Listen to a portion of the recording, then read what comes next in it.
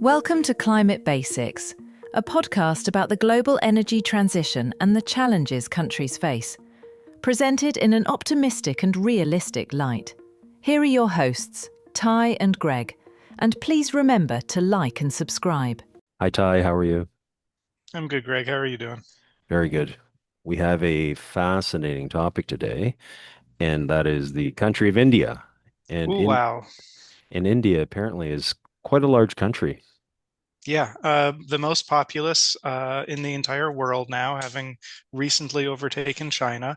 It's also pretty big with a GDP over a trillion. That's right. Uh, yeah, it's a major player in any way you want to shake it out. And despite how impressive India is, Ty, I've just have one word on my mind, and that one word is that big dirty word, coal, coal, coal, coal, coal, coal, coal. Because Yeah. when you look at India, you cannot but return time and time again to the word coal.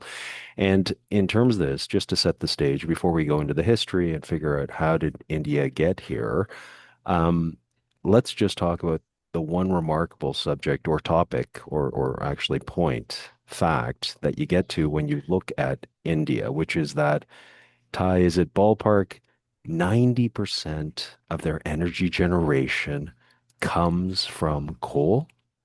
Making it essentially the dirtiest country in the world in terms of energy production. Coal by itself is more than half. Then they also burn a lot of gas too. So collectively, fossil fuels make up about 80, 90%. But more than half of that at any given point is coal burning, which Right. has a negative impact on air quality, which we're going to get into.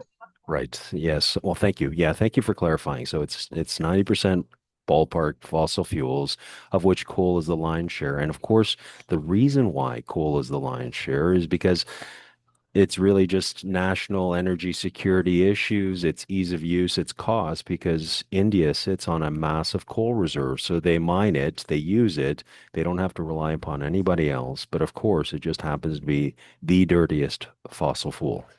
Unfortunately, yeah. And this goes with a history of exploitation for mineral resources precipitated by Britain and the British Raj and then colonial era India.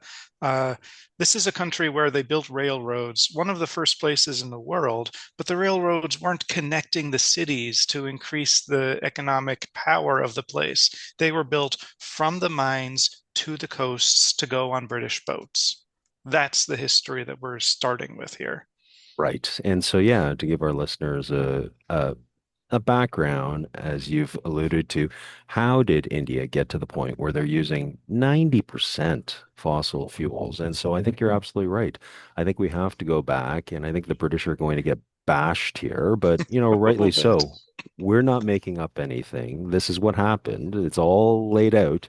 But so leading up for a long period of time, up until the end of World War II. So World War II ended in 1945, and then the British, as well as the Americans and all the other allies, decided, okay, no more colonies, of which India, the crown jewel of the British Empire. So they no longer were a colony as of 1947. And then at the same time, the Allies decided that they were going to split up India and make it into India and Pakistan. So lots of turmoil, lots of change. And so the reason why I think we should probably focus in around the end of World War II, 1947, is because I think it's important to look at what the British left India with in terms of energy production. And before I throw this over to you, I want to say this. I looked at the statistics. And so in 1947, it's estimated that India had roughly around 1,300 megawatts of energy capacity. And so I was trying to look at how big or how small that is. And it turns out that's just puny. So at that time, in 1947, India was about 385 million people, so roughly the size of the US today. A little Yeah. bit bigger, but roughly the size. And then I looked for what city in the US consumes ballpark around a 1,300 megawatt capacity, that is annually, consumes about that much. And the answer roughly was Salt Lake City or Kansas Yeah. or Kansas City. So for example, I looked at Houston, Texas, thinking, okay, well, that's a really big city. Yeah. And, would that equal the country output of India in 1947? Turns out they are tenfold what India was able to produce in terms of electricity back in 1947. So that's the legacy that the British, one part of the legacy that the British left. I mean, India was really starting behind the eight ball, weren't they, Ty? Every colony was. And to be clear, the powers coming out of World War II didn't decide to be nice and let their colonies go. No, there were massive riots around the world. A lot of the colonized forces, there were soldiers fighting from India, from various parts of French and British controlled Africa on the side of the Allies. And they were being told from the top down, this is against fascism, this is against oppression, this is for sovereignty. The soldiers coming out of that war, the ones coming from these colonial tributaries of these big empires were like, okay, so we were fighting the empire and we get freedom now, right? I mean, I mean, we don't have to go into the history of, Gandhi and the nonviolent movement or the various anti-colonial movements across Africa that were mostly stifled and then eventually found some successes over the next 20 years. There were parts of these empires that were still under colonial rule in the 60s. Right. It was a long process, but India was by far uh, one of the most important ones to let go because the British had spent about 300 years pillaging the place.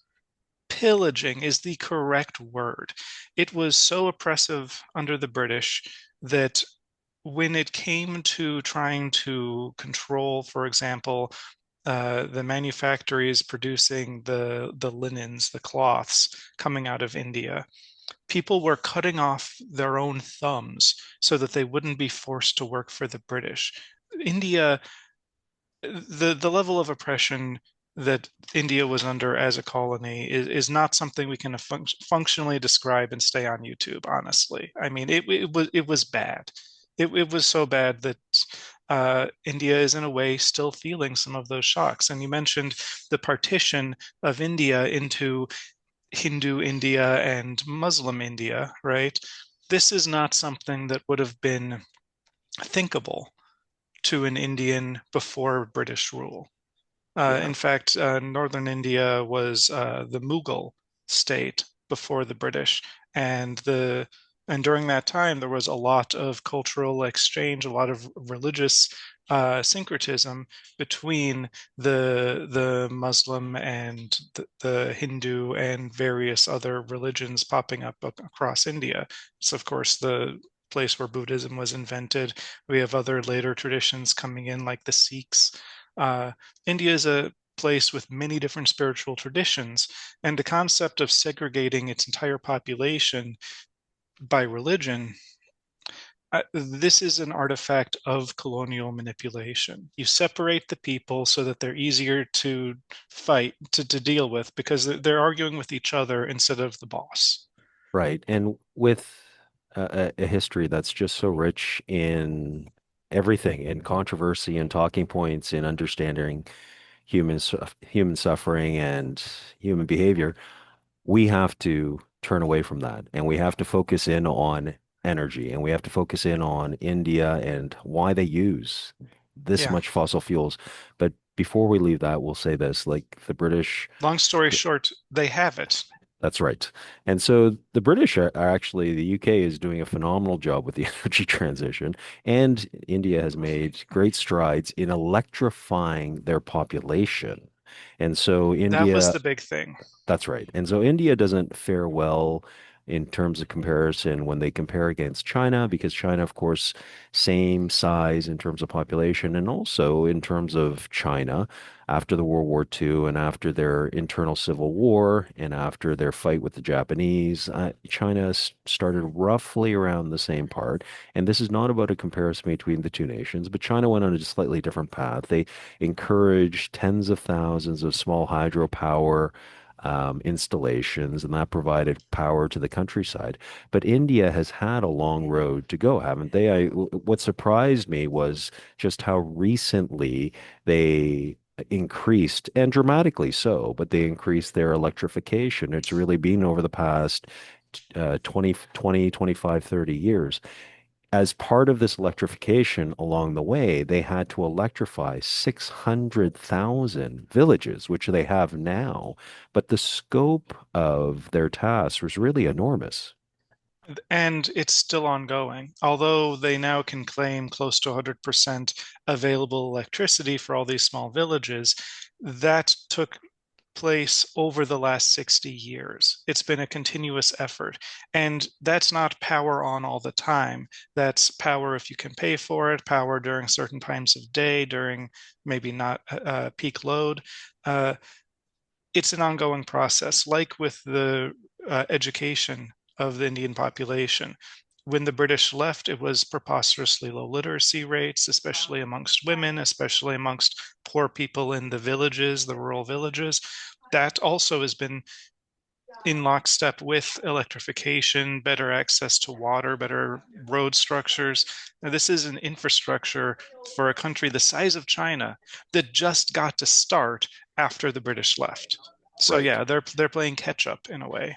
And so what do you say to those who would point to obviously the massive population, currently 1.4 billion people, and the fact that, like you said, they're starting really from ground zero or close to it. They, of course, have been involved in a number of regional skirmishes, wars with Pakistan, with other neighbors. There were other things for the Indian peoples to have preoccupied themselves with the past 75 years. So if you have an enormous wealth of coal just sitting there and you don't have to rely upon anyone else, is it not understandable that you would just turn towards that and use it in order to electrify your entire nation? Unfortunately, it's the same answer we see from China with their coal reserves, from Australia with their coal reserves, from Canada and the US with the natural gas reserves. If you have it, you're generally going to burn it. Right. Yeah. And India has 7 states out of the more than 30 in India have massive coal reserves, many of which are so accessible. You have local villagers literally digging with pickaxes and selling them to local restaurants for fuel. I Right. mean, it's small scale industry, it's big industry, it's informal, illegal industry. If India decided tomorrow to shut down its giant coal companies and stop burning, there would still be a bunch of coal use in India because a quarter of the households and restaurants, a quarter of the kitchens in India are still using fossil fuels just to cook and heat. Right.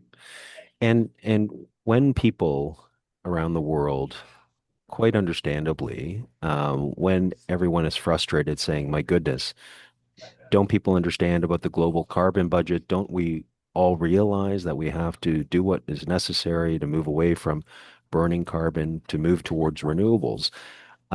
Each country has got their own challenges. Like you said, I mean, if you have, say, 7 out of 30 provinces, I mean, politically on a federal level, how do you even begin to implement or even suggest very aggressive sort of targets towards coal? If you do, then you don't have those votes, and you probably don't have votes from other places. Like you need to, I guess, introduce this in a manner which is both internally politically acceptable as well as trying to abide by, some sort of standard, your nationally determined contributions, the fact that you're a global patron, that sort of idea. Well, we're not a politics podcast, and good thing. What a Right. nebulous topic. But just to say that each country has kind of its own political structure and what it means to have the public will towards a project comes from a different place and means a different thing for each of these big countries, right?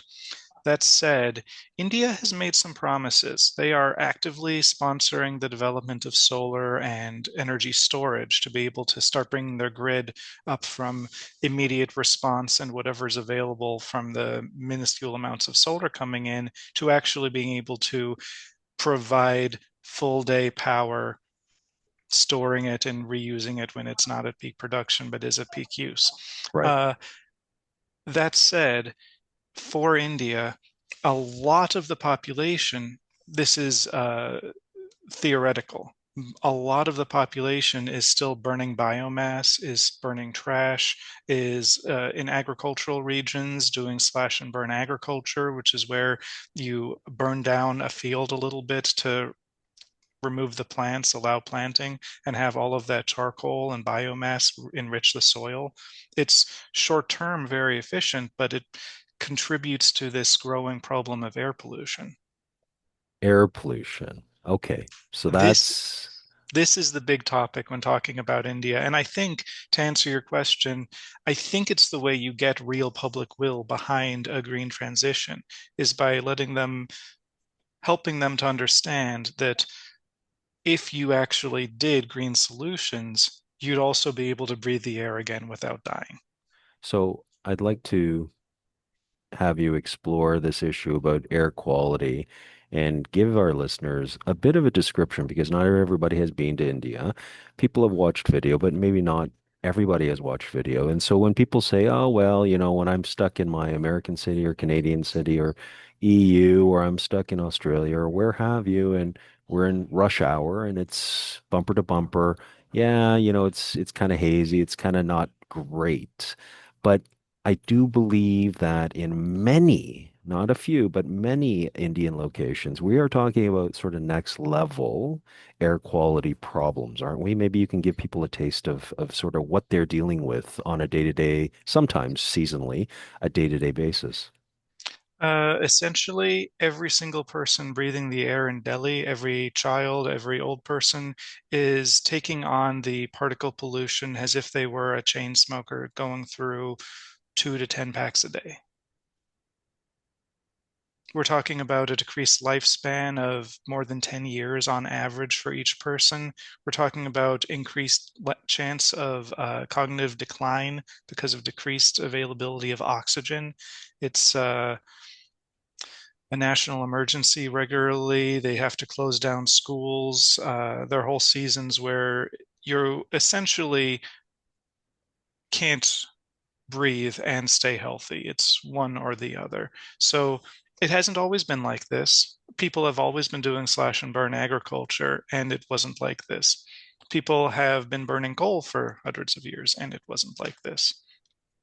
It's this combination of climate change, meaning less rains and less reliable rains. Rain pulls a bunch of things down out of the atmosphere. It's the main way we get over our seasonal smog problem here in northern Italy.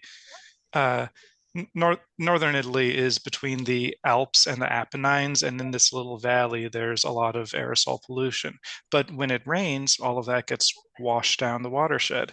Likewise, in parts of China, like around Beijing, where you have the Taiyan Mountains on the one side and other mountains on the other sides, you have a little bit of a box creating an air issue. But periodically, when a rain comes, it gets fixed. In India, northern India, the rain patterns are destabilizing because of climate change. On top of that, you have more pressure on agriculture than ever before because it's the biggest population ever to exist, and traffic. The huge amount of people on small vehicles that are burning a variety of different types of fuel, that's contributing to the smog. And on top of all of that, you have growing industry and electricity use that is all based on coal. So you have the industry, the traffic, the slash and burn agriculture, the fact that people are burning wood and coal just for fuel to heat their house and to cook their meals. All of these together are contributing to what is by far the world's worst aerosol problem. About 4 to 6 times worse than even any other major city in the world.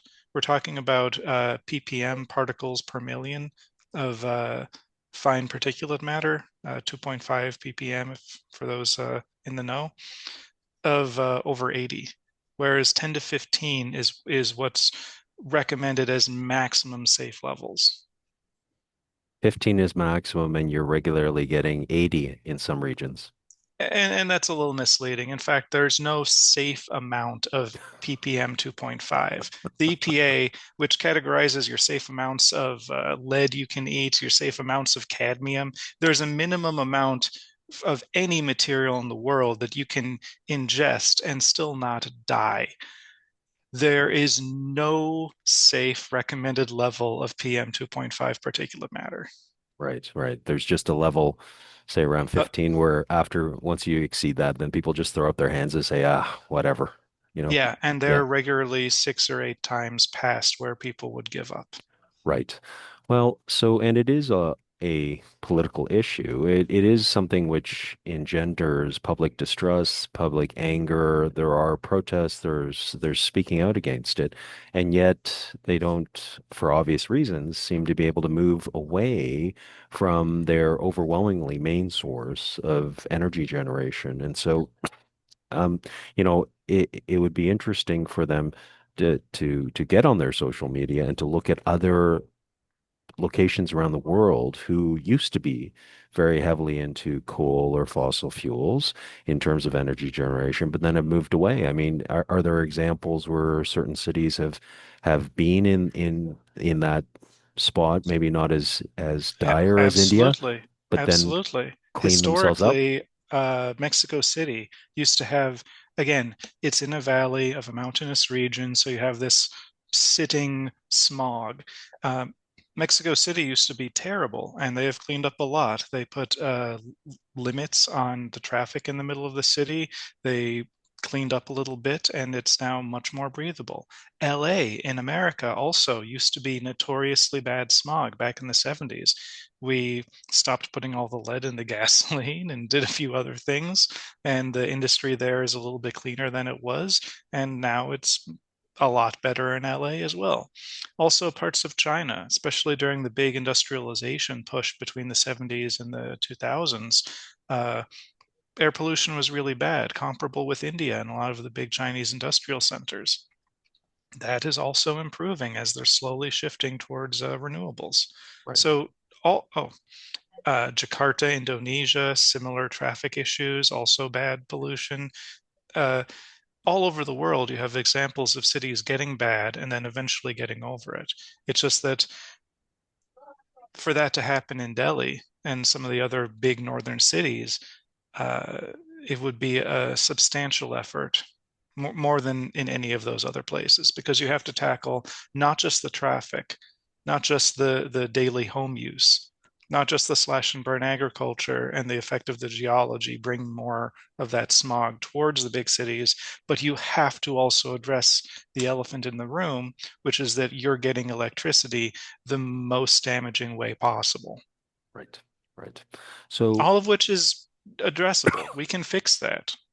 well, and India certainly is on a national level. They are addressing it, or they're trying to address it at least. They do have plans, they do have outlines as to how they're going to deal with this. And so it seems to me one of their primary ways of dealing with this would be to install solar at scale and to install it in all over the place, rooftops, mini grids, or what have you. But India has done a pretty good job recently of installing solar, haven't they? They have increased. They have a really big project in the desert bordering Pakistan that they've been working on for about 10 years now.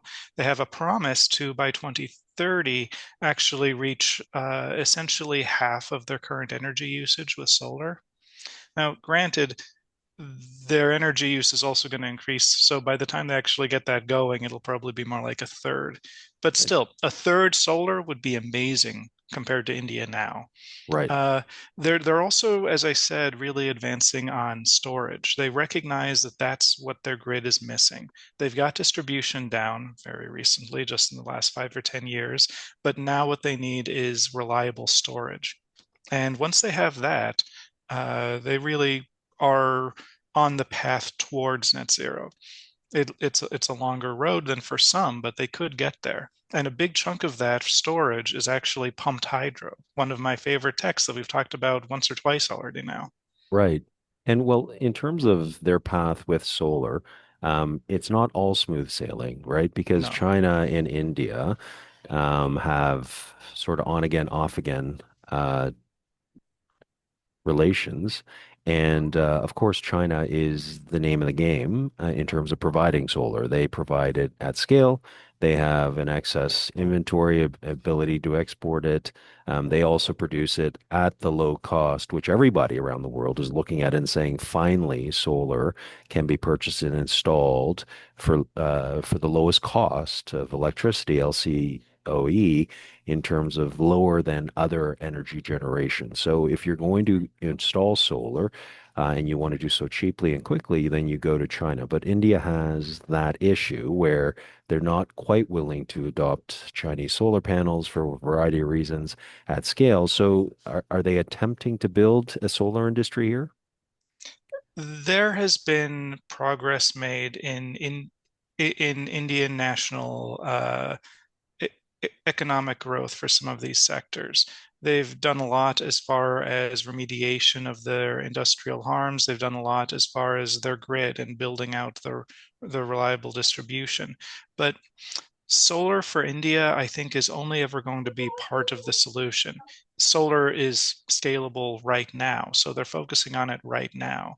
But for me, I think the long term, uh, it's going to be wind, it's going to be hydro, and it's always going to be partly biomass just because you have so many people living low tech rural lives. There's always going to be people burning biomass. Ideally, we can get that to be less 10-year-olds harvesting coal and then selling it to the local restaurant, and more large scale, efficient, clean biomass conversion through incinerators that you cycle the heat and filter the particulate matter.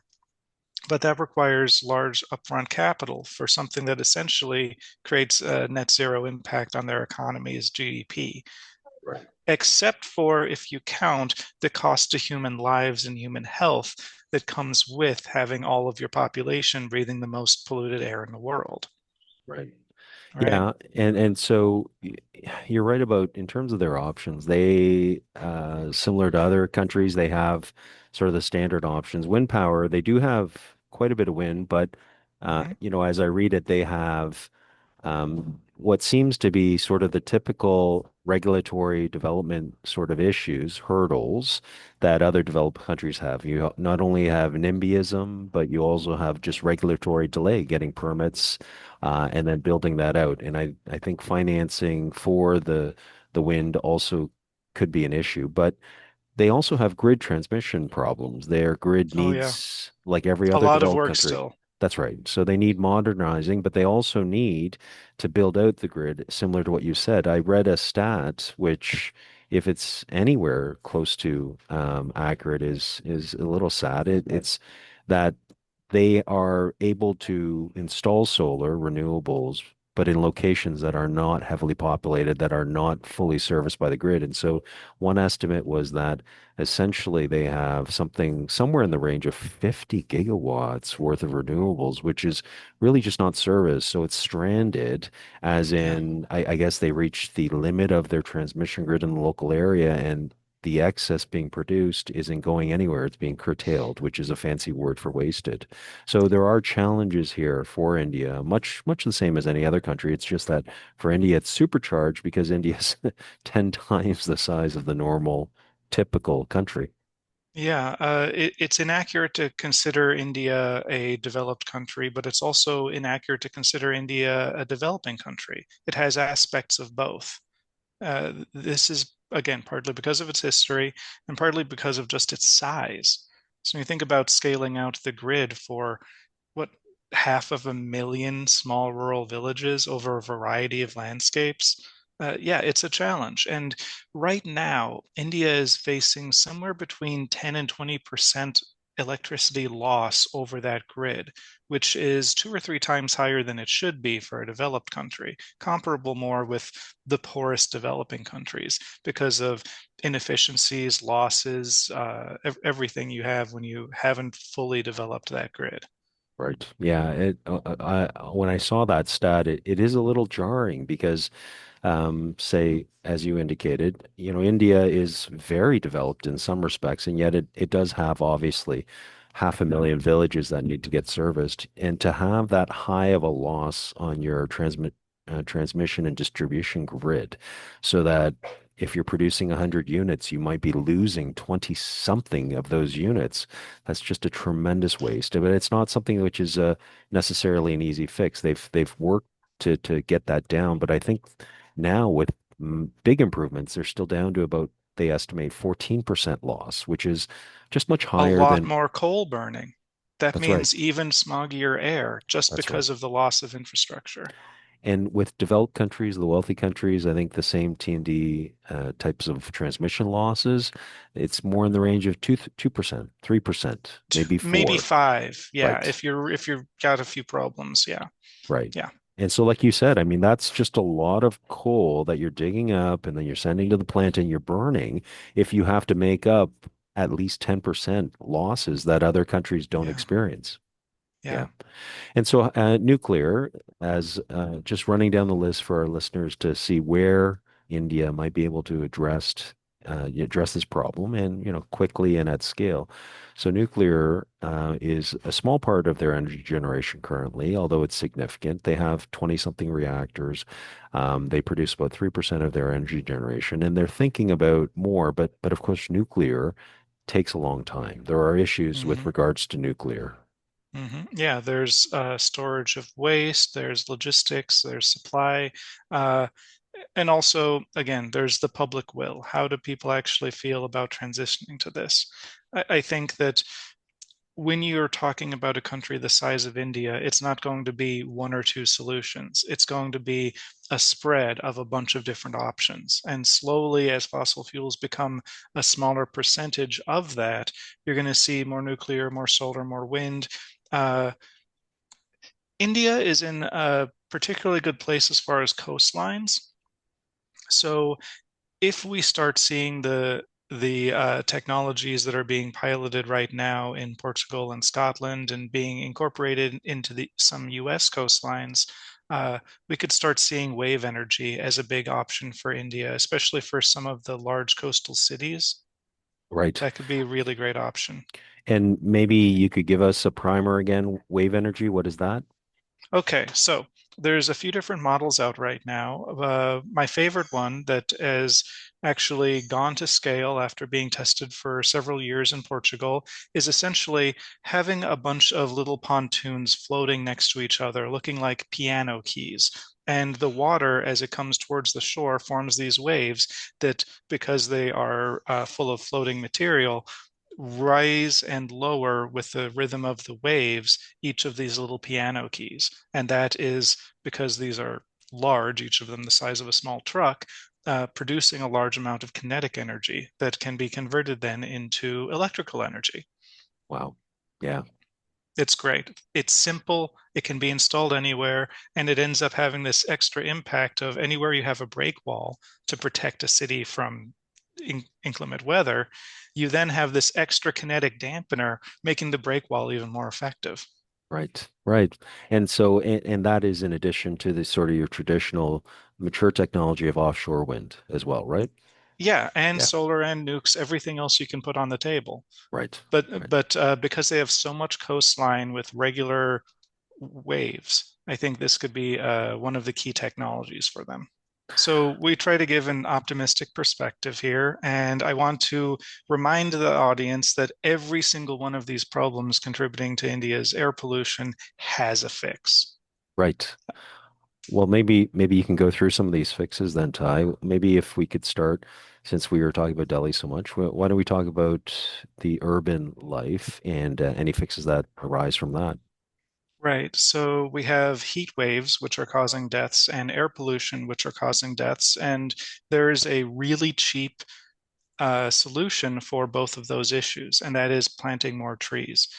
Uh, Cities have to have green spaces. This is not just because they provide shade, which affects the urban heat island effect and reduces it so that there's less of an impact on the elderly and the weak and sick when there's a heat wave, but also having large amounts of bushes and trees physically intercepts and drags from the air that particulate matter, decreasing it slightly.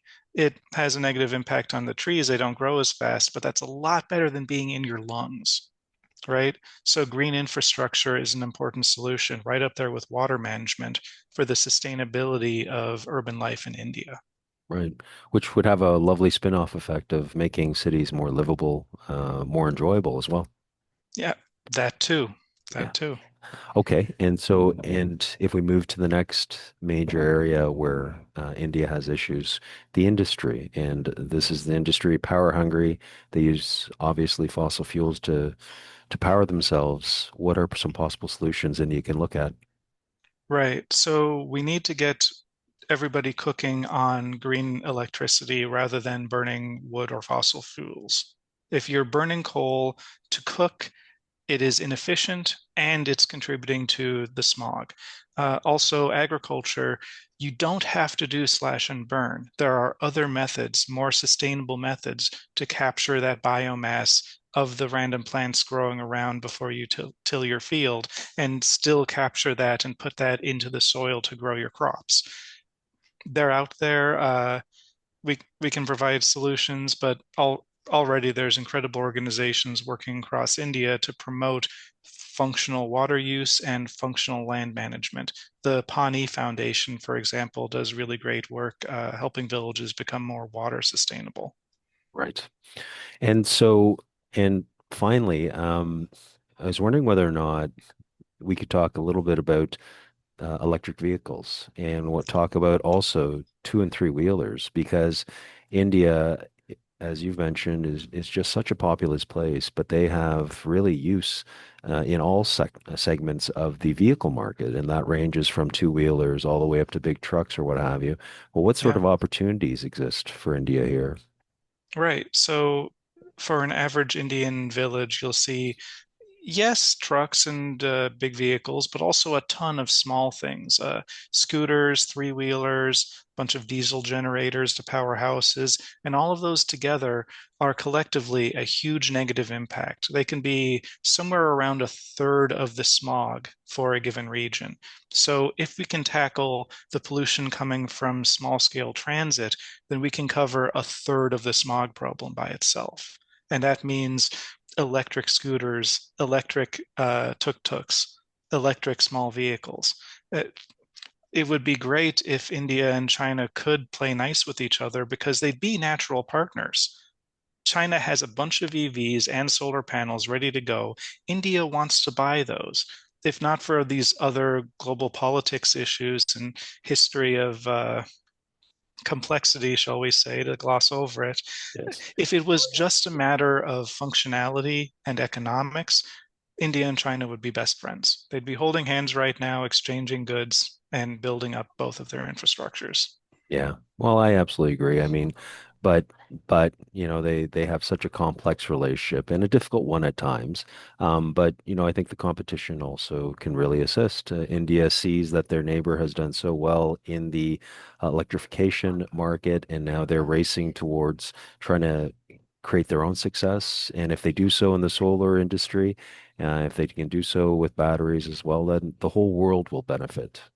And like I said when we were talking about Japan last time, sure, China takes it on solar panels. Maybe Japan takes it on ocean thermal energy conversion. Maybe India comes out on top for wave energy production. There's room for everybody to be king at something. Right. Yeah. Excellent. Well, thank you. Thank you, Ty. This was excellent. India and their coal problem and their historical issues. I think we've covered a lot. Anything May the else? coal problem be a historical issue for our viewers watching in the future. Amen. Well said. Thank you, Ty. I'll see you next time. Thanks, Greg. Thank you for listening to this episode of the Climate Basics podcast. Please remember to like and subscribe and leave us your comments. We look forward to seeing you next time. Goodbye.